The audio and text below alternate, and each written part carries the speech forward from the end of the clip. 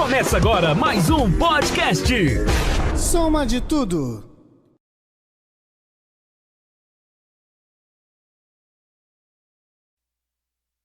Estagiário, gerente de contas, gerente de negócios, representante territorial e após a pandemia se reinventou e hoje é empreendedor.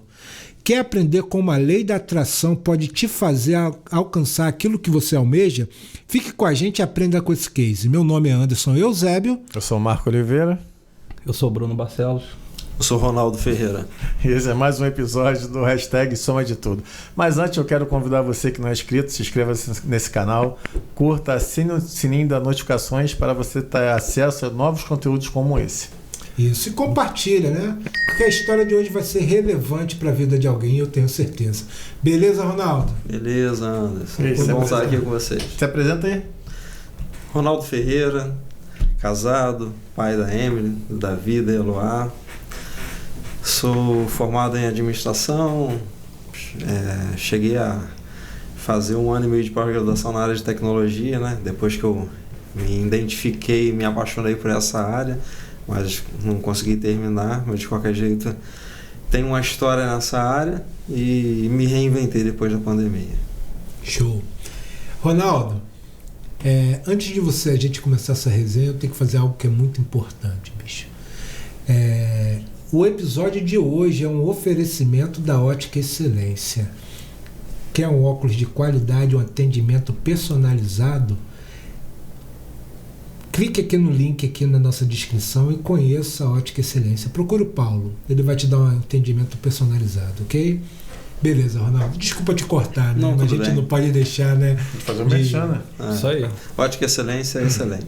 Excelente, né? O Paulo mora no nosso coração, né? Com certeza. Show. Mas conta pra gente aí, cara, como é que você começou, né? Durante a sua época de faculdade, como é que você iniciou no mercado de trabalho, como se deu essa caminhada tua aí, desse case de sucesso, eu posso te chamar assim, né, gente? É interessante que eu gosto sempre de falar da origem, para as pessoas terem uma noção de como que, para mim, mudou da água para o vinho. Eu vim do interior, fui criado num local muito esmo, sem luz elétrica nem nada, e tive uma infância bem simples, né? Modesta. Nunca tive equipamentos eletrônicos em casa, nunca tive contato com computador, mas na faculdade, né? Em 2003. E eu comecei a estagiar. No começo eu estagiava em empresas em RH, em área administrativa. Em uma delas que eu fui estagiar em 2005 era uma empresa de tecnologia, mas eu ia dar suporte técnico aos usuários de folha de pagamento, aos softwares de folha de pagamento. Ali eu me encantei para aquele mundo de tecnologia, aquele linguajar diferente, aquelas pessoas antenadas com a tecnologia, que possuíam equipamentos eletrônicos, falavam uma linguagem meio de nerd, e aquilo de repente se encaixou como uma luva em algo que eu não sabia que eu tinha. Como eu fui criado muito afastado dessas coisas, uma vida muito simples, eu não me imaginava usando um computador, tendo habilidades com tecnologia. Mas ao estar inserido naquele meio, eu acabei me absorvendo aquilo e aquilo entrou dentro de mim com força. Eu fiquei apaixonado, e essa é a palavra correta. Tanto que em 2005 mesmo, eu mal comecei o meu estágio, passado alguns meses, depois de receber o primeiro salário, já negociei com a minha esposa e falei, tem que comprar um computador pra gente. Eu preciso viver esse mundo, nós temos que nos atualizar. Comprei o meu primeiro computador. E ali foi o meu laboratório de teste, porque esse mundo que eu estava, apesar de você dava suporte técnico na folha de pagamento, é uma coisa um pouco... Mas eu convivi, tinha relacionamento com aquele pessoal que era os técnicos, que eram os nerds que faziam programação, que mexiam com configurações de máquina. Aquilo ali que eu começou a mexer comigo. Então eu persegui aquilo. Eu sem tempo de entrar no meu planejamento, um curso técnico, uma capacitação para a área, eu busquei o quê? Busquei eu mesmo conhecimento. Eu tenho facilidade de aprender em observar e interagir muito com os técnicos, então todo o tempo livre que eu tinha, eu aprendia, eu perguntava, eu observava, comprava muita revista, porque nessa época, 2005, tinha internet, mas não era tão difundido É isso aí que eu como estava hoje. pensando, a questão do acesso à informação. Né? Eu tinha que comprar revistas e livros, e lia muito. Não era como hoje a facilidade que você tem cursos online, tem pessoas ensinando a fazer, não. No YouTube, Naquela né? época, hoje é maravilhoso, hoje é paraíso. Naquela época eu comprava revista, aprendia nas fotos e no que estava escrito você tinha que fazer. Na prática, né? Na prática, né? E era um outro universo, mas era bem bacana. Você fez algum curso de especialização nessa época? Nunca fiz, cara. Só aprendi assim mesmo. Autodidata Lendo, comprando. mesmo. Se a gente não tomar cuidado, eu e você agora, o papo vai ficar aqui, assim, ó. Porque, nerd. Porra, dois nerds, velho. Eu tô na minha. Não, o Bruno ainda não fala nada. Eu tô na minha. Quando o Ronaldo começou a falar, eu olhei pra Bruno na hora aqui, ó. Eu falei assim, pronto, o papo vai parar ali, Bateu. bicho. E nós estávamos em 2005, era meu penúltimo ano da faculdade. Em 2006 eu acabei a faculdade. Eu decidi em mim que eu não iria jogar aqueles 2 anos e meio, 3 anos de faculdade fora. Eu ia terminar de qualquer jeito, eu gostava de administração, né? Terminei a administração e comecei a focar a minha vida. Saí daquela empresa, acabou o período de estágio, não fiquei, e comecei a focar. Como que eu vou fazer para entrar na área de tecnologia se eu não tenho um curso técnico e se eu não sou um programador? Bom, eu vou fazer o que eu posso. Hoje em dia a gente aprende, e o nosso pastor Campo ensina também, é o tal do teatrinho. Você tem que buscar aquilo que você quer alcançar, você tem que se fazer como se você já fosse. Eu já me projetava como se eu fosse alguém da área. Comecei a entrar nos sites, aí eu busquei internet, ainda era limitado, mas você tinha acesso aos sites de empresa, das empresas que eram referência na área. Cara, eu quero trabalhar com TI, mas quais são as empresas referências na área? HP, Dell, Lenovo, né, IBM e tal. Comecei a pesquisar os sites, me inscrevia para receber o tal do newsletter, que é o jornalzinho, com as programações. Tudo quanto era evento que tinha, eu me inscrevia. Não ia, mas me inscrevia. Certo. E aí recebia sempre convite. E conheci um negócio em 2005 mesmo, que a maioria das pessoas só foram ouvir falar em 2010, que era virtualização. Eu, Ronaldo, que não era da área, conheci virtualização em 2005. E conheci pelo maior fabricante, maior referência até hoje no mercado, que é VMware. Então, em 2009, quando eu tive a primeira oportunidade de entrar numa área de TI e trabalhar na área que eu queria, que era a parte de comercial de TI, quando eu citei que eu conhecia esse fabricante, que eu já tinha até alguma certificação dele, que é uma certificação inicial, que o fabricante te dava acesso, o gerente comercial que me entrevistou, ele ficou, pô, você não é da área, não tem curso, mas você já tem todo o trejeito, já conhece as coisas, já tem até o conhecimento disso. Cara, eu busquei conhecimento e, tipo assim, as portas foram se abrindo. Show. Já tinha ouvido falar, Bruno? Sim, e esse acesso ele era muitíssimo exclusivo, né? Então você já se destacava. Pô, que top, velho. Você agora falando aqui para quem está nos assistindo, cara, e às vezes tem um sonho que muitas vezes na cabeça, eu já citei isso aqui nessa mesa aqui, muitas vezes na cabeça é inalcançável, porque a pessoa antecipa o processo, mentalmente falando, ela antecipa o processo e acaba chegando à conclusão de que ela não vai conseguir, né? Ela não vai conseguir, ela acaba travando aquela possibilidade que ela poderia alcançar. Hoje você deu um exemplo aqui de que isso é uma falácia, né? Isso é uma falácia. Você começou a tratar aquilo que não era como se já fosse, e as portas começaram a se abrir. Mas continua, fala aí com a gente, pra gente aí. Não, então, acabei a faculdade de administração em 2006, né? Em 2008, se eu não me engano. A minha cunhada que fez faculdade comigo foi indicada por uma colega de faculdade trabalhar na empresa de tecnologia. Nesse meio tempo eu estava me virando trabalhando na administração, peguei serviços de venda na Coca-Cola, foi o período que eu trabalhei na Coca-Cola. Então, ela entrou e quando teve um processo seletivo lá para a área de vendas, que era o que eu também já tinha planejado, eu vou trabalhar como consultor comercial, eu quero falar de tecnologia, eu não sou técnico, não sou programador, mas eu conheço e eu quero trabalhar. Então, E gosta. E gostava, e ela me indicou. foi onde eu fiz entrevista com esse diretor comercial, que ele gostou da minha fala, mesmo eu não tendo experiência, e decidiu acreditar em mim e me dar a oportunidade.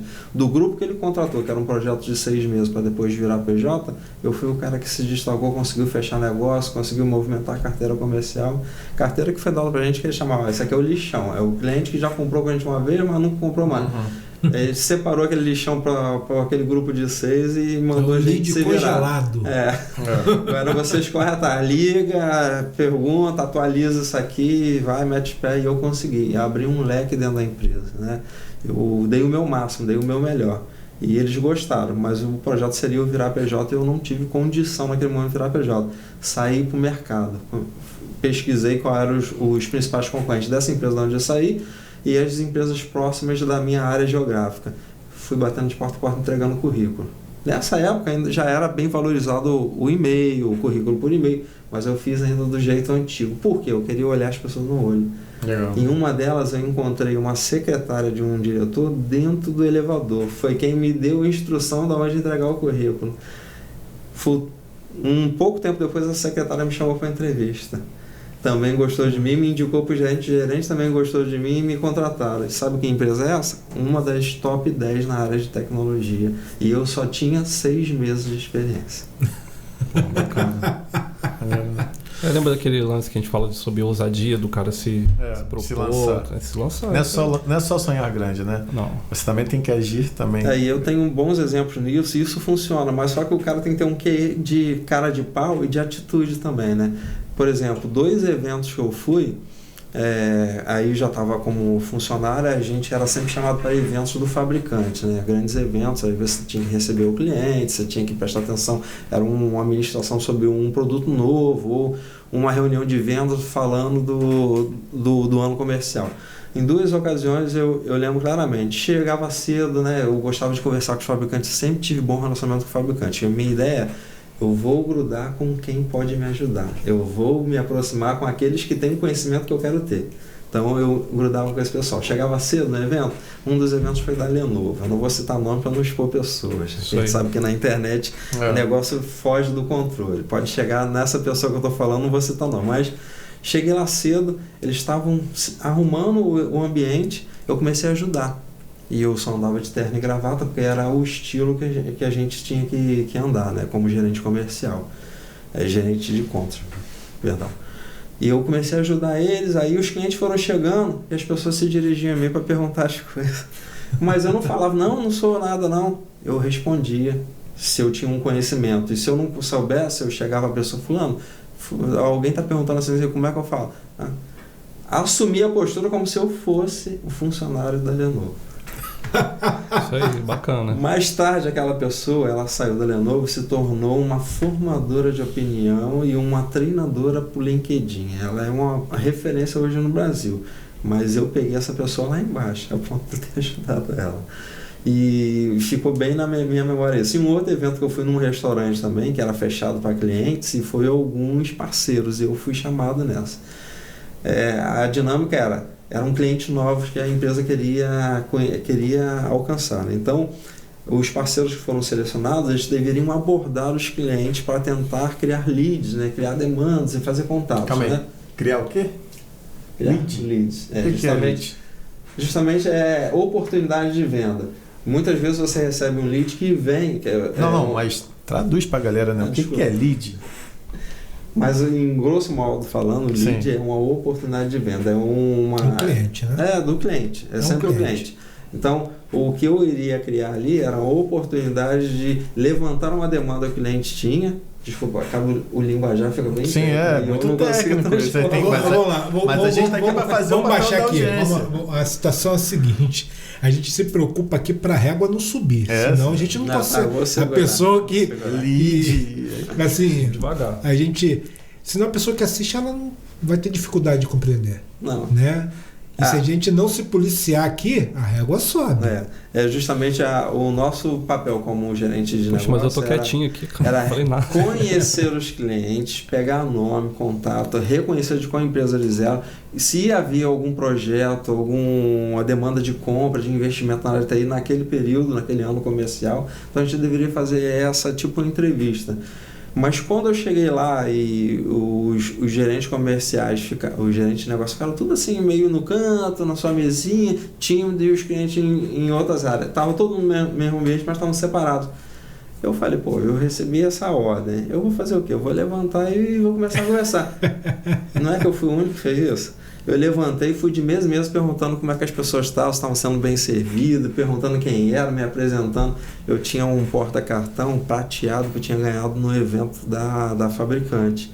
Aí eu chegava, eu botava aquele porta-cartão, eu botava um cartão, a pessoa me apresentava como sendo representante do fabricante. Não estava mentindo, eu só não era funcionário do fabricante, mas eu era representante do fabricante. Você tinha E as pessoas conhecimento? se referiam a mim como se eu fosse o dono do evento.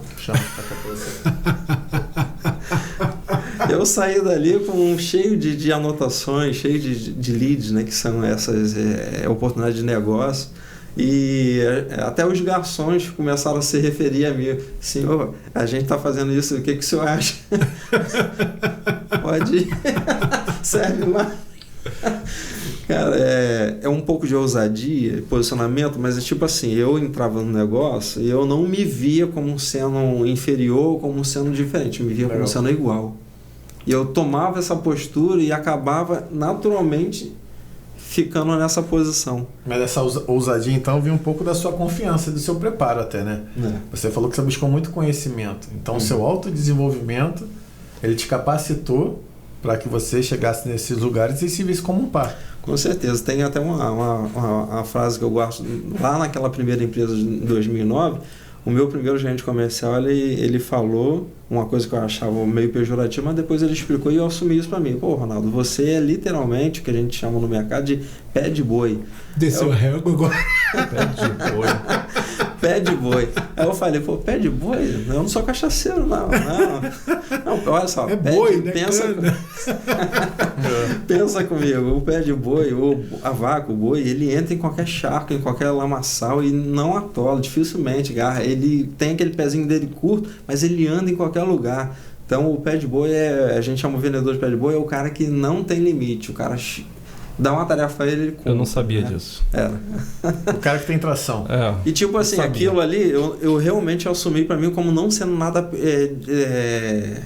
pejorativo, que me menosprezasse. Eu assumi aquilo como sendo um elogio. E em cima daquela palavra, foi o meu primeiro emprego, aí eu tomei mesmo à frente, aí que nada me segurou. Sabe o que eu enxergo aqui que talvez você não tenha percebido e é muito latente na sua vida? Eu falo com propriedade porque a gente é amigo, Ronaldo. Você faz as coisas, vou usar o termo que o Evandro usou aqui no episódio passado, consentimento de dono. Você faz as coisas com sentimento de dono. E essa história que você está contando agora eu não conhecia, mas eu conheço diversas outras, eu observo você. Né? Tanto que algumas oportunidades que surgiram na sua vida no futuro, né? No presente, né? Aliás, me fez bater palmas, te aplaudir de pé, porque eu vejo a entrega com que você faz as coisas, né? E quando você conta essa história, só confirma o que a gente já observa, sabe? Só confirma. Você chegar num evento, fala assim, olha, eu tenho a obrigação de fazer. Ninguém está fazendo, mas eu tenho a obrigação de fazer. Você toma a iniciativa, se destaca, né? É por isso que eu discordo quando você fala assim, seus pares. Nessa hora não são pares, velho. Ficaram abaixo. Não, os meus amigos ficaram me zoando. Olha lá, tá igual o dono do negócio. E eu acabei ficando taxado com isso. Porque a minha postura é isso. Pô, eu tenho que resolver, eu tenho que falar. E como você se posiciona pro cliente, o cliente te responde, ele te respeita. Exatamente. Ele, é o cara. Porque quem está chegando ali, no caso, não te conhece, de acordo com a sua postura, ele te entende como autoridade, né? Então, acabou. Aí é só você deixar o rio fluir e, cara, eu sou suspeito para falar de informática e tecnologia porque eu sou dessa área, né? Então, ele já percebeu aqui que quando ele falou, meu lindo, já foi. Então, cara, e assim, engraçado falar que na época que você citou, acesso à informação. Eu penso muito hoje em acesso à informação, né? Hoje, vamos botar assim, uma criança de 10 anos, não sei se é mais criança de 10 anos, mas tem acesso a tudo, cara. Tem tudo, acesso. Nessa época... Bruno, nessa época, quando eu falei que entrei nessa empresa de tecnologia trabalhando no estagiário, antes de eu comprar o computador, eu já tinha comprado vários CD-ROMs. Aí. Já justamente para quando comprar o computador eu pudesse assistir curso, eu pudesse ver coisa. E até hoje tem coleções gigantescas de Será que CD-ROM. o pessoal sabe o que é CD-ROM? Sabe? Disquete, chegou a pegar disquete? Peguei disquete. Misericórdia.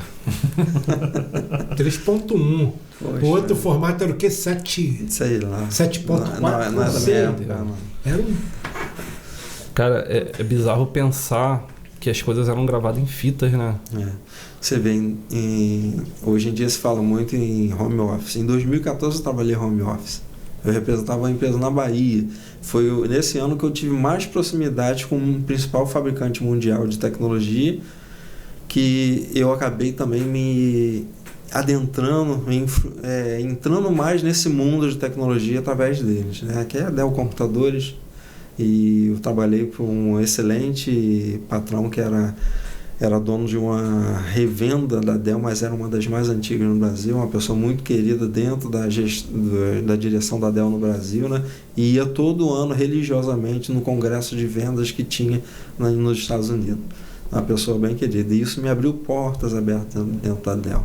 O que me faltou na Dell era justamente o inglês fluente, que eu, nessa minha organização, ou até falta de organização, casado com 3 filhos, um cara que começou... Java cheia. Infelizmente isso foi um pecado para mim, porque eu fui indicado por diretores da Dell, por 2 diretores diferentes, para 2 processos seletivos à parte. Um deles levou quase 6 meses, mas eu pequei e falhei na parte do inglês fluente. Eu não tenho até hoje inglês fluente. Mas isso na Dell foi empecilho, só que não foi empecilho para eu representar uma empresa estrangeira no Brasil e na América Latina. Exato. Como que eu fiz isso? Nesse meio tempo que eu saí dessa empresa, que eu perdi o processo seletivo na Dell, eu comecei a pensar, cara, até que ponto o inglês fluente, para eu representar uma empresa estrangeira no Brasil, vai me fazer falta, cara? Na época existia o Babylon, que era um site que fazia tradução. Nossa. Existia a barrinha de pesquisa da Babylon. Existia o Google Translate bem de forma embrionária, existia um Bing também, mas eu falei, eu vou meter as caras. Eu achei na internet uma foto com o logotipo de vários fabricantes internacionais de tecnologia. Descartei os principais, que eu sei que o processo seletivo é muito fechado, e fui naqueles que eram considerados menores. Pesquisei em 6 ali. Um deles foi a Ipanema, que a maioria das pessoas não conhece, é uma empresa na área de WAN, tecnologia da França. Faz otimização de WAN. Já falava? Caramba, não. Não, Maria. Sei nem do que ele está falando, mano. Eu só entendi o WAN, mas tudo bem. A parte de rede, comunicação de rede e comunicação empresarial. A rede de empresarial a gente chama de WAN, tecnologia. Então, uma delas foi essa que eu gosto de citar, porque é um nome, Ipanema todo mundo conhece, é um bairro famoso do Rio e tal, mas é uma empresa francesa na parte de rede, né? Então eu peguei ali algumas empresas que eu pesquisei e vi que eram empresas pequenas a médias, e algumas empresas que eram interessantes, sim, um nome diferente como essa. Fui pesquisando, entrei no site, me cadastrei, mandei mensagem. Como? Não tem inglês diferente, eu usava o Google Translate e o Babylon. Como que eu fazia para ter certeza do que eu estava fazendo certo? Primeiro, eu transcrevi o meu discurso, a minha frase, em espanhol. Depois passava para o inglês, para ver se permanecia o sentido. E não é que foi dando certo. Das empresas que eu entrei em contato, uma delas me retornou. E quem me respondeu? O diretor de marketing da empresa. Caramba. Que viu o que eu postei no site, a comunicação, me apresentando como um gerente de negócio, uma pessoa que estava interessada em representar a marca dele no Brasil. O cara me respondeu. E ele te perguntou se você tinha inglês fluente? A gente conversou por algumas horas e por alguns dias, e depois eu mesmo falei, olha, eu não tenho inglês fluente. Aí ele falou, isso não precisa, porque eu tenho te entendido perfeitamente. Legal. Aí você vê, independente da comunicação, né? Independente não, né? Apesar da dificuldade, né? Da comunicação, teve conexão. Sim. Isso aí a gente está falando de 2015, 2016, tá? Eu fiquei até os 2017 em contato com essa empresa, representando eles de Miami para baixo. Eu pegava Miami nos Estados Unidos e pegava toda a América Latina. E eu tinha a carteira de cliente deles, e eles vendem peças de computador, mas também peças de equipamentos industriais, né? São uma empresa holandesa com fábrica na China. E a comunicação era tranquila. Um dia que ele precisou fazer uma videoconferência comigo, foi por Skype, eu falei, olha, eu vou pegar um amigo meu que fala inglês fluente, morou nos Estados Unidos há muito tempo, e vou pedir para que ele possa fazer a interlocução da gente. Você tem algum problema com relação a isso? Não, não tenho, posso falar. Inclusive o nome dele é Roland, né? E o meu é Ronald, é bem parecido. É o holandês. E você busca lá no site da empresa, vê o organograma da empresa, o cara é diretor de marketing da empresa. Um rapaz jovem, na faixa de 30 e poucos anos. O que o Ronaldo de São Gonçalo, que não fala inglês fluente, foi fazer isso? Cara, é você botar o pé e sair. Era só você aqui na América Latina? Só eu. Maneiro, né? E o cara me deu a carteira de cliente no Chile, na Argentina, no México, e eu mandava e-mail pessoal, me comunicava com esse pessoal. Vou recapitular aqui, fazer um breve resumo. Você pegou um panfleto com as logos das principais empresas mundiais, descartou as maiores e focou nas menores. Nas menores ou naquelas que tinham um nome assim que me chamou a atenção, como por exemplo essa Ipanema, né? E fui entrar no site e tentar me propor a ser representante deles no Brasil. Eu estou no site procurando a aba Trabalho Conosco. Quase isso. Dentre elas, você foi respondido por uma e contratado.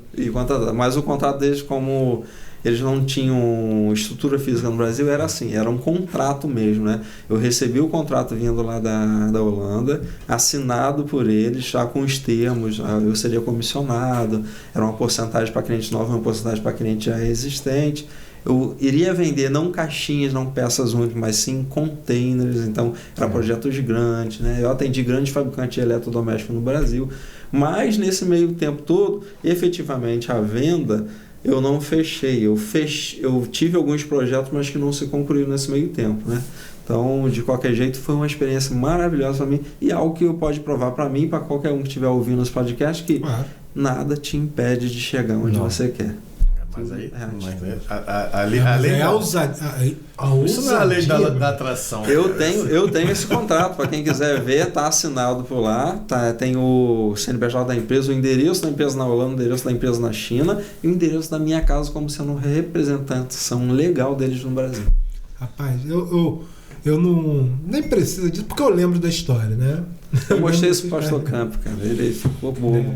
E assim, não sabia como ela tinha se dado, né? Mas eu lembro de quando você trabalhava com isso. E achei fantástico isso agora. Eu fico imaginando aí um monte de gente que deve estar nos assistindo esse episódio agora, e deve estar com a vida engessada. É isso aí. Pensando no que vai fazer. Capaz. Não se achando capaz. Porque não tem um inglês fluente, né? Porque não tem uma faculdade, porque não tem não é filho de alguém diploma. Não é influente? Sem inglês fluente e sem curso especificamente na área de TI, eu não tenho nem técnico de segundo grau, mas eu sei desmontar e montar um computador, conheço de peças, eu tenho 23 certificações. O que é certificações? É curso de proficiência, ou seja, curso de capacitação de conhecimento, né? Geralmente em produto. Essas 23 certificações, 18 ou 19 são em inglês. E pelo menos a de VMware e a de Citrix, que eu também fui um dos principais representantes de Citrix no Brasil. Citrix, para quem não conhece, é o principal concorrente da VMware. Quem é a VMware? É o principal fabricante e praticamente o criador de virtualização. Hoje em dia, tudo a gente fala está na nuvem, mas isso é uma ideia de virtualização que começou lá atrás, né? E a VMware é a empresa mãe disso e a Citrix é a sua principal concorrente. Eu sou certificado nas duas principais empresas. E são certificações que duraram um mês para ser concluído, bem longas, todas elas em inglês, e eu fiz. Você falou sobre lá atrás, então vamos voltar um pouquinho, que é uma parte que me toca bastante aqui. Quando você partiu para esse ramo de informática, existia a intenção de se ganhar dinheiro com aquilo inicialmente, ou só foi uma paixão? É porque os tempos são outros. Hoje, né, como a galera já nasce na tecnologia, e quando eu falo nasce, tablet, computador, é literal, banda larga, né, conhece a discada com certeza, aquele modemzinho, misericórdia. Aquele barulhinho. Daí. Então, assim, eu tô Já falando se por mim. conectou muito depois de meia-noite. Isso aí. Não, principalmente. Então, assim, a minha concepção quando eu fui para esse ramo foi quando eu encontrei uma demanda de eu ver que, poxa, peraí, as casas estão começando a ter computador, lógico, né? Bem devagar na época, hoje não. Cara, quem vai consertar aquilo ali? Essa foi o meu time para isso. Você tem isso também? Ou... Olha, a minha primeira visão foi de paixão. Foi a visão de um cara apaixonado por aquilo. É um deslumbre que eu tive de um mundo novo para mim. Sim. Mas ao entrar nesse mundo eu vi que se paga muito bem, né? Que dá para você viver nesse mundo. Formatou muito o computador, né? Por conta própria, sim. Eu formatava para vizinhos e amigos, né? É isso aí. Fazia formatação, instalação. Mas isso era de hobby, assim, de... Cara, e a pessoa que vai para esse campo de tecnologia, ela tem um leque muito grande. Porque tem uma demanda muito forte. Nós estamos vivendo tempos difíceis em que o mercado de trabalho ele vai encolher cada vez mais, vai se tornar cada vez mais exclusivo. Né? As máquinas vão automatizar tudo. Olha, eu atendi grandes empresas. Atendi o Banco de Nova York, a maior instituição financeira do mundo, e a maioria das pessoas nem conhece, porque não é um banco de varejo como o Bradesco, Itaú, ou como o Banco de Boston. O BNY Mellon, o Banco de Nova York, é a maior instituição financeira do mundo. Eles só o governo dos Estados Unidos tem mais dinheiro do que eles. Mas eles juntos têm mais dinheiro que China, Alemanha, Japão junto. Então, tem uma estrutura gigantesca. É um mundo, né? São coisas que estão fora da nossa realidade. Mas o que empresas grandes como essas têm feito já de alguns anos para cá? Tem automatizado o máximo os seus processos.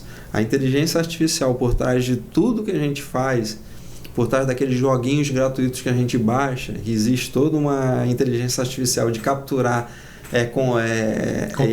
comportamentos e predispor situações. Ele tá me dando linha para mim. Desculpa aí. Entrar nisso aí. Isso aí é outra competência do cara. Isso aí tá nos dando uma mensagem clara, que para mim já é clara já desde 2013, pelo menos, né? O mercado não será o mesmo. Eu atendia o Instituto Nacional de Tecnologia no Rio, um instituto federal. Lá ele já tinha impressora 3D na época. Poxa. Era gigantesco, tamanho de uma sala, mas já fabricava as coisas. E eu já sabia. Quem aqui assistiu CSI, os CSIs últimos, né? Aquele seriado de investigação policial nos Estados Unidos, que tinham aquelas máquinas tecnológicas maneiras, que faziam hologramas e criavam ambiente. Eu atendi uma empresa no Brasil que eles vendiam esse equipamento. É coisa de outro mundo. Fantástico. Isso foi em 2014, nós estamos em 2021. Gente, o Brasil é muito atrasado, mas a hora que essas tecnologias se baratearem, é tipo como foi a telefonia celular no Brasil, vai ser de uma hora para outra. E está muito próximo, né? Muito próximo. Então, o que acontece? Uma impressora 3D, ela fabrica um prédio inteiro, ela vai eliminar mais de 90% da mão de obra. Mais de 90%. Um robô automatizado para atender um cliente, ele elimina vários postos de trabalho. A tecnologia já existe há muitos anos. Aqui no Brasil nós somos atrasados.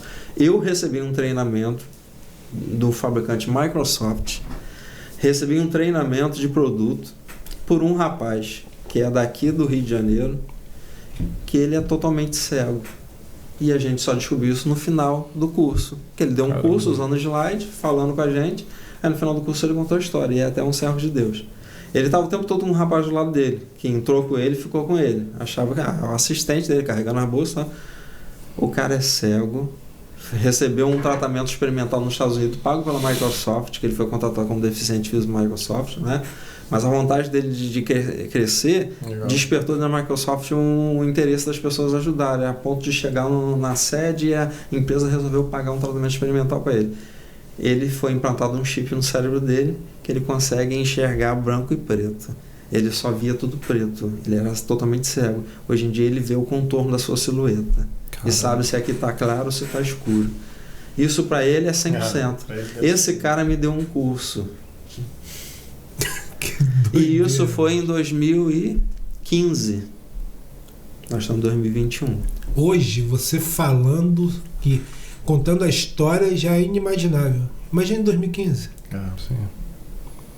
Em 2015 também eu conheci no Coelho, no bairro onde eu moro, aqui em São Gonçalo, que é um bairro bem simples. São Gonçalo é uma cidade simples. Conheço. Eu conheci um cara que representava uma empresa da Coreia e ele mostrou fotos, que alugava robôs para evento, para serem recepcionistas de evento, em 2015.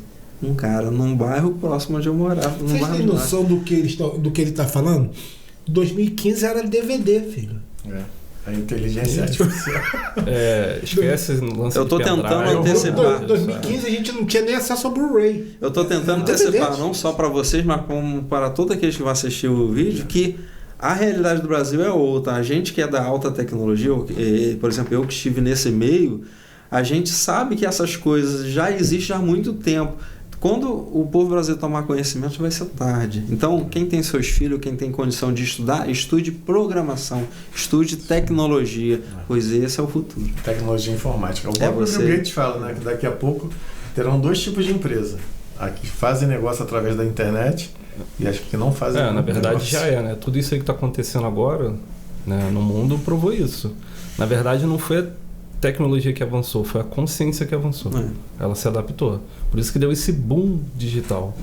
Ou seja, foram as pessoas que entenderam que, cara, independente do que eu faço, independente do ramo de empreendedorismo que ela tenha, eu falo, cara, se eu não tiver uma veia digital, eu vou quebrar. Eu não vou quebrar porque eu sou ruim, é porque as outras pessoas estão à minha frente. Mas a pandemia, eu acho que ela que tracionou isso. Sim. Que as pessoas ficaram, né, sitiadas, tiveram que reinventar. Negócios se desfizeram, as pessoas tiveram que... E assim, nada foi inventado, por exemplo. Ele citou que ele já praticava do home office há muito tempo. 2015, 2014. 2014.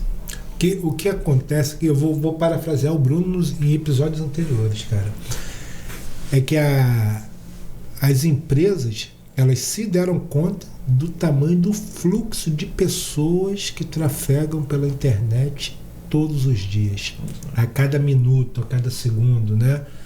O Bruno usou uma analogia falando sobre grande avenida. E no momento em que as empresas se deram conta disso, aquelas que não se adequaram ao digital, elas sucumbiram. Porque as pessoas, nós seres humanos, nós somos inclinados à facilidade, né? Comprei pneu para o meu carro. Tu acha que eu fui numa loja física olhar? Que isso, cara, pelo amor de Deus. Você não foi lá, não pegou nem óleo, olhei, não? Não sei nem como é que é o pneu, filho. Tá bom. Não sei nem como é que é. Vai chegar na minha casa, né? E isso só foi possível porque uma empresa, ela percebeu que havia uma demanda de pessoas, né, desejando comprar pneus, e ela se disponibilizou a oferecer esse produto. E como ela, a gente tem empresas de tecnologia, bens de consumo, varejo, bicho. Alimentação. Cara, coisas assim que eu falo de vestuário, né? Que eu acho que é um dos itens mais pessoais. Cara, eu não lembro. Vocês sabem isso. Todos nós, eu acho que consumimos já pela internet. Sim. Você comprar sapato, você comprar calça, camisa, é algo muito pessoal, né? Para você ver caimento, tamanho. A conveniência, ela faz que você opte pela compra do digital do que você ir barganhar uma pichincha. Até isso também, né? Você consegue preços mais atrativos, mas pela facilidade. Tem uma coisa chamada comodidade. É lógico. Se eu puder aqui citar um exemplo rapidinho, talvez sirva para vocês. Eu não gosto de praia. Não sei. Enfim. Mas eu fui, né, induzido assim pela esposa, enfim. Fui para a praia. E chegando lá, o que aconteceu? Eu sou muito de observar tudo que é empreendedorismo. Tudo. Se o cara tá vendendo bala no sinal, ou se o cara tem uma loja de sapato, não sei, isso me chamou muita atenção. E chegando lá, eu vi que tinha até uma família assim, com mesas e tudo, colocando ali e servindo as pessoas. Poxa, legal, né? Mas eu tenho essa coisa de, cara, sou chato, vou observar. Não vou citar alguns nomes aqui, mas o cara trouxe um refrigereco, colocou na mesa, tô tomando. Resumindo a história, refrigereco R$10. Entende? Só que ali, poxa, sei lá, mais de 200, talvez ele vendeu ali, talvez até meio-dia, né? E qual a moral da história? Isto na web. É a comodidade. Encontrou, filha? É a comodidade. O cara, o que ele estava fazendo ali? Ele estava levando comodidade das pessoas. Ou seja, por mais que eu soubesse que aquele refrigerante era 1 e pouco, 2 e pouco, não sei, o que acontecia ali? Ele encontrou uma demanda e entregava comodidade, né? Acho que é isso que a gente tenta explicar aqui pro pessoal que assiste a gente, é que você não precisa ser o gênio, você não precisa ser o melhor. Não, você não precisa ser o melhor. Exato, você só precisa entender a dor de alguém e resolver essa dor. Você precisa sanar a dor de alguém, né? Se você talvez venda picolé na rua, você está fazendo o quê? Você está sanando a dor de alguém que está com aquela vontade, você está criando um desejo e até mesmo a oferta da pessoa ali está criando uma demanda, tá? A criancinha está passando com a mãe, né? Então, para vocês entenderem que vocês podem fazer. Independente da sua situação, você pode começar hoje não, porque já está tarde, né? Agora vocês vão estudar, fazer alguma coisa. Na realidade vocês estão assistindo esse vídeo para aprender, mas amanhã já começa a empreender alguma coisa. Já foi feito por alguém. Esse negócio de conhecer a dor do cliente, isso é importantíssimo para quem trabalha com venda. Eu fui treinado na segunda empresa que eu passei, que eu fiquei lá uns 3 anos. Eu fui treinado para ser o que o mercado chama de Trust Advisor, ou seja, consultor de confiança. A pessoa que vai te orientar a solução correta na medida certa, nem mais nem menos. Então eu fui treinado para esse jeito. Foi daí que eu também tive tantas certificações. Não era tão cobrado de fazer certificações, mas eu vi aquilo como uma oportunidade de aprender. E foi onde eu fui aprendendo, a ponto de os clientes sempre confiar em mim. Você tinha aquela garra de querer mais. Então, eu conhecer bem o cliente, saber as demandas, saber onde o cliente precisa chegar, onde ele pode chegar, né? Às vezes o cliente pede uma coisa, mas não é aquilo que ele precisa. Você tem que saber orientar ele corretamente. Bacana. E a pandemia, como é que impactou a sua vida, meu querido? Porque hoje a gente está falando de tecnologia, a gente está falando de toda essa tua caminhada, mas hoje o ramo que você atua é muito diferente disso. Se eu estiver errado, você me corrige. Não, totalmente. Mudei da água para o vinho. Eu voltei às minhas origens, né?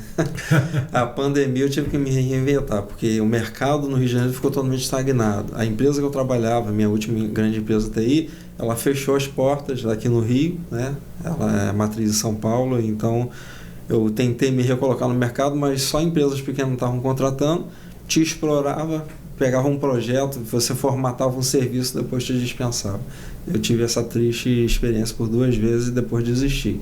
Aí eu falei, eu tenho que fazer alguma coisa. Aí, em concordância com a esposa, planejando, pedindo orientação a Deus, a gente abriu uma loja de ração no começo, né? E que era o mercado ocioso da região onde eu tinha disponibilidade de abrir a loja. Só que, com pouco tempo, uma vizinha da loja me ofereceu para vender umas plantinhas. Eu não levei fé e não vi aquilo muito negócio, mas parecia bonitinho. Era as tal das suculentas. Deixei lá no balcão. Não pense que aquilo foi o divisor de água, não, que não vendeu nada. Ficou ali mais de 1 mês. Só que, não sei por que cargas d'água, em um dia que eu estava fazendo uma entrega, que eu fazia muita entrega na loja, né? Que eu desde o começo, por conhecer tecnologia, eu fiz anúncios no Google e paguei o Google para divulgar a minha loja. Então, eu sempre usava essas ferramentas. Então, eu andava muito fazendo entrega e entregava São Gonçalo inteiro.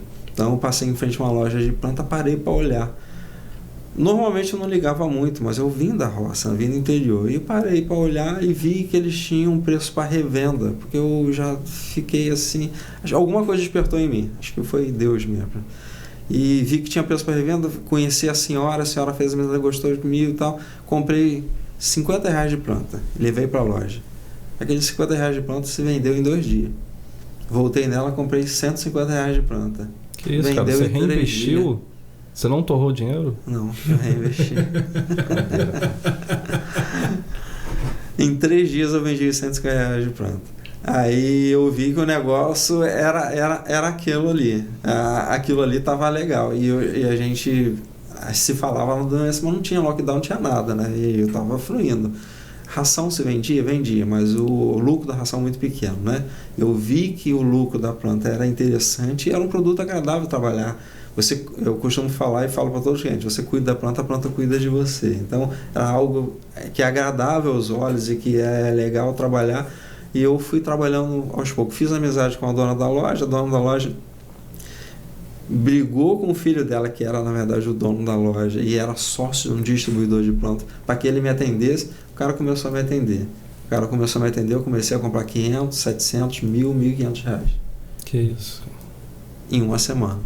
Eu cheguei a comprar 1.500 reais de planta em uma semana. Semana, Dia das Mães, que é a melhor época de se vender plantas. Então você encontrou uma demanda. Encontrei uma demanda, encontrei um nicho de mercado e me realizei nisso. Aos poucos eu fui descartando a ração, fui parando e parei de vez. Aí veio a lockdown, tive que fechar. Mudou o nome da loja? Mudei o nome da loja. Chamava Bicho Bom, virou Bicho do Jardim, só que com o lockdown eu tive que fechar tudo, né? Estava proibido de trabalhar.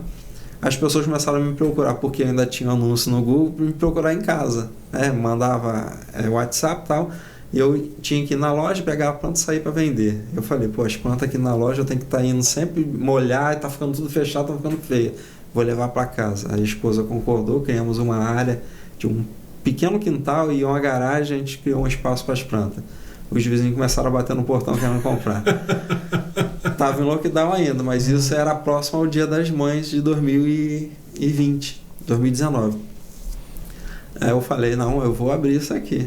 Estou em casa, ninguém vai chegar aqui e vai me proibir de trabalhar. Não deu outro, abri, vendi como nunca. Foi meu melhor ano, meus melhores dias. Foi semana de Dia das Mães de 2019. Pleno lockdown, eu vendendo planta na garagem de casa, no quintal de casa. Vendi muita coisa, como nunca antes. E aí decidi reabrir a loja no quintal de casa. Aí mudei o nome para Jardim Secreto, que foi a inspiração da minha esposa e acabou virando uma marca. Mas aí, legal, saiu da área da tecnologia, teve que se reinventar, trabalhou com planta. Qual o seu diferencial? Eu falo isso porque eu busquei um diferencial, porque é assim que eu aprendi. Trabalhar com planta, qualquer um trabalha. Mas que planta? Eu vi que um dos meus fornecedores trabalhava com frutífera já produzindo. E eu nunca tinha visto isso. E eu comecei a trabalhar com frutífera produzindo. Vendi muito e vendo hoje frutíferas produzindo, e esse é o meu diferencial. Só que no começo, eu mesmo fui usuário das frutíferas, peguei algumas para mim, vendi para minha mãe, e alguns reclamavam que ela às vezes não se desenvolvia. E existe uma coisa que no mercado de plantas as pessoas não dão, que é o suporte técnico, e que é da minha área de TI, é uma realidade. Eu fazia o pré-venda, fazia a venda mesmo, a parte de definição de modelo, e fazia o pós-venda. Então, a minha realidade era aquela, eu já estava nesse mercado há 8 anos, eu só sabia pensar isso. Então, você uniu as coisas. Uni as coisas, então o que eu fiz? Fechei com bons produtores, fornecedores, e depois eu passei a comprar direto com os produtores e ter preço de distribuidor. Eu passei também a aprender com o produtor, porque eu via como que ele cuidava da planta para eu poder passar para os meus clientes. Os clientes compravam a planta frutífera e a planta começava a crescer, desenvolver e produzir. Mas eu ensinava ele a plantar. Vamos entender o negócio aqui rapidinho. Vamos voltar aqui. Você criou um negócio em casa. Uhum. Você fez qual faculdade para criar esse negócio em casa? Não teve, né? Não tinha. Você entendia de botânica? Não. Entendi. Então, você encontrou um mercado, uma demanda, e você entendeu que você poderia fazer isso em casa. Uhum. Certo? Você tinha falado anteriormente sobre o Google. Uhum. Vamos tentar esclarecer isso um pouquinho. Qual é a função do Google ali exatamente? O que você fez para que as pessoas te buscassem?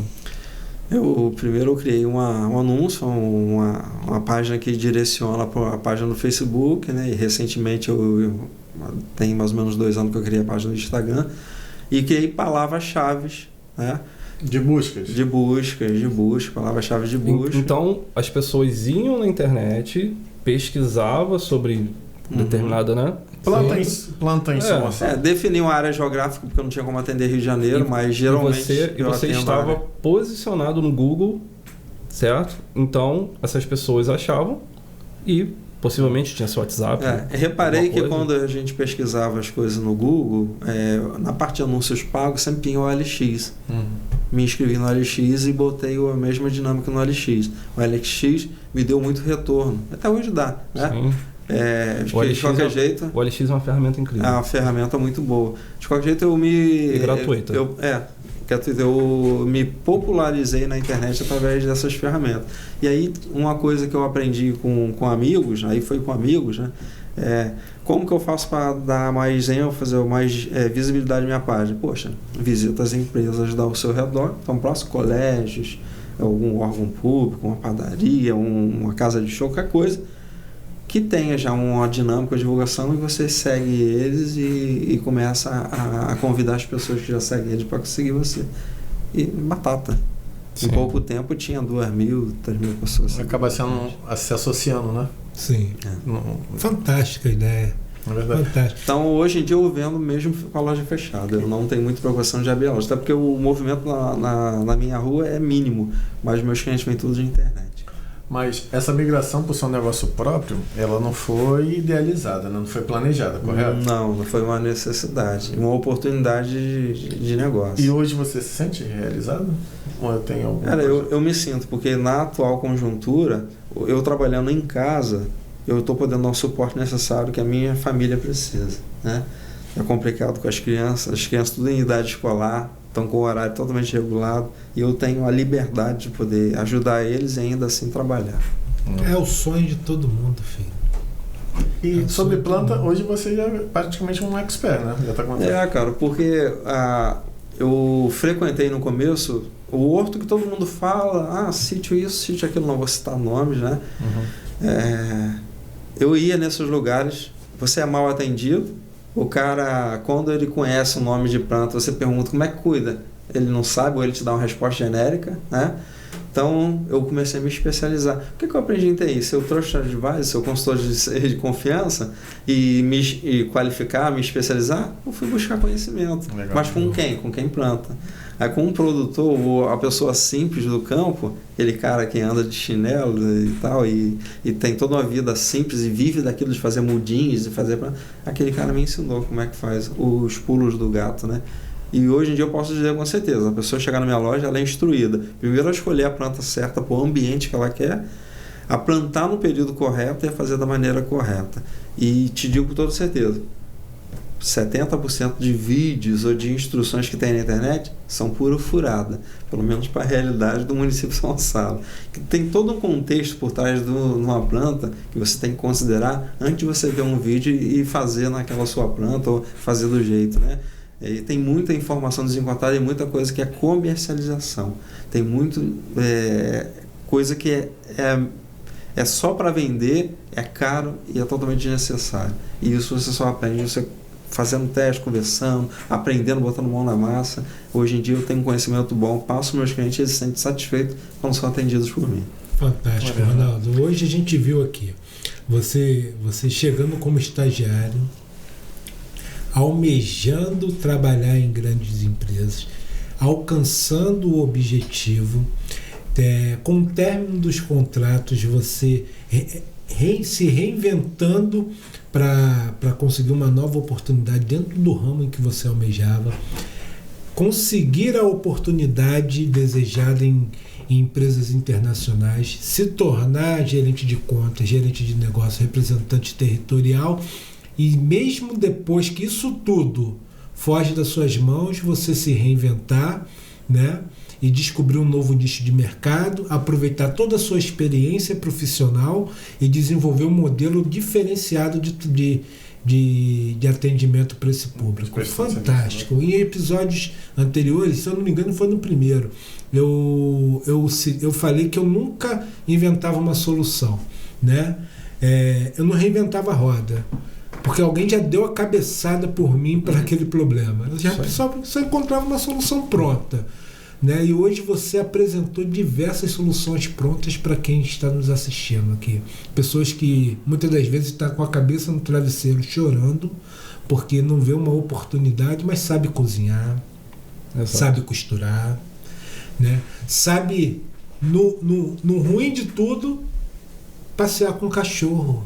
Sim. Passear com o cachorro, cuidar de uma criança. né? E falta o ímpeto, né? Falta a força de vontade, a coragem, a ousadia de colocar o pé na água e empreender. Aí a pessoa pode se perguntar, mas Ronaldo, você falou algumas vezes que você foi criado na roça. Gente, eu fui criado na roça, mas não era agricultor na roça, não cuidava de planta na roça. Eu apenas era daquele ambiente, aquilo é familiar exatamente. Sim. Uma coisa que a minha esposa observou, depois do passar do tempo, que eu tinha o hábito de plantar sementes. Eu comia maçã, comia fruta e plantava semente. Eu cheguei a ter um pé de maçã em casa que eu plantei de semente, ficou com 3 metros de altura. Em determinado período que eu me mudei da casa, eu aluguei a casa que eu estava, que era minha, o inquilino não soube cuidar, ela morreu, né? Aí minha esposa fez eu me lembrar de tudo isso. Eu já plantava as sementes e não sabia porque eu fazia aquilo. Legal, bacana. E me responde uma pergunta. É verdade que quando a planta é pequenininha, a gente não pode conversar com ela? Porque ela é mudinha? Essa não foi eu que falei, tá? Essa é pra fechar o episódio. Não, então vamos fechar o episódio. Então, não, vamos encerrar com... Se a planta é pequenininha, você não pode levar ela à noite no hospital. Meu Porque Deus. só tem médico de plantão. Meu Deus. Não fui eu, hein? Essa é boa, essa é boa. Então, Ronaldo, foi um prazer ter aqui você com a Prazer gente. foi Obrigado meu. pelo Muito obrigado, transbordo, na verdadeiro Eu transbordo. aprendi com Assim, ele. dicas simples, né? Que foi falado aqui, diversos segmentos, diversas áreas que as pessoas podem se reinventar, se encontrar. Como foi falado. Ah, mas tem muita loja de plantas. Filho, você vai ser mais uma. Ah, mas você não tem competência nenhuma. Você pode passear com um cachorro. Enfim. Isso aí. E é aquele posicionamento de você ter visão de dono. Cara, eu tô 2 anos no mercado de planta. Há 2 anos eu sou amigo dos distribuidores de planta do Rio de Janeiro. Já sei quem é quem. E todo dono de loja de planta pode ser a maior que você conhece. Geralmente o cara toma café junto comigo, o cara se encontra comigo no mesmo lugar. Só que eu já compro de produtor quando muitas pessoas não sabem, não conhecem o produtor. Porque com o tempo eu vou naquela de pé de boi, de ficar me entrando nos lugares, de ficar me... Pé de boi. E aí eu acabei descobrindo o endereço e o contato dos produtores, tenho amizade com eles e hoje eu tenho preço de distribuidor. Você sabe que por sua causa vai ter gente comentando o pé de boi. Bota o pé de boi aqui embaixo. Mas isso é um diferencial, porque apesar de tudo que foi falado aqui de inovações, que o futuro está muito próximo de ser automatizado, mas uma coisa que é insubstituível, e aí que as oportunidades elas muitas vezes estão na ineficiência, é o relacionamento. E isso você como um consultor, como um especialista no seu cliente, isso é o seu diferencial. Não é só saber, é o over-delivery, é sempre entregar mais do que se espera. Você tem a cultura de encantamento da sua empresa, isso é muito notável.